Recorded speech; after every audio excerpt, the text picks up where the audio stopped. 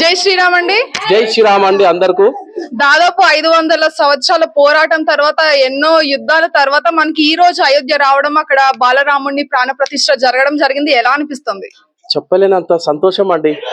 And credit ఇవ్వాలంటే గాన Narendra Modi and Yoginath, వాళ్ళకి కోటి సార్లు దండం పెట్ట తక్కువ. ఈ రోజు ఫుల్ గా ఎంజాయ్ చేస్తున్నాం, మేము అందరము ఒక పండుగలాగా జరిపిస్తున్నాము. సో చాలా హ్యాపీగా ఉన్నాం, చెప్పలేను అంత సంతోషం. జై శ్రీరామ్, జై శ్రీరామ్. మరి ఈ అయోధ్య మనకి రావడానికి కారణం కేవలం బీజేపీ పార్టీయా, లేకపోతే ఇంకెవరిదైనా ఉందా? ఆ పార్టీ ఉంది కాబట్టి మనకు అయోధ్య వచ్చిందా? డౌటే లేదండి, బీజేపీ ఉంది కాబట్టే వచ్చింది. ఎవరికి చిన్న చిన్న పిల్లలకి అడిగిన కానీ చెప్తారు, బీజేపీ నరేంద్ర మోదీ ఉన్నారు కాబట్టే మనకు ఆ ఆనందము ఆ ఇచ్చిందని ప్రతి ఒక్క అందరికి తెలుసు, చెప్పే డౌటే లేదు. మరి మన ఇంటికి అందరి ఇంట్లోకి అక్షింతలు వచ్చాయి.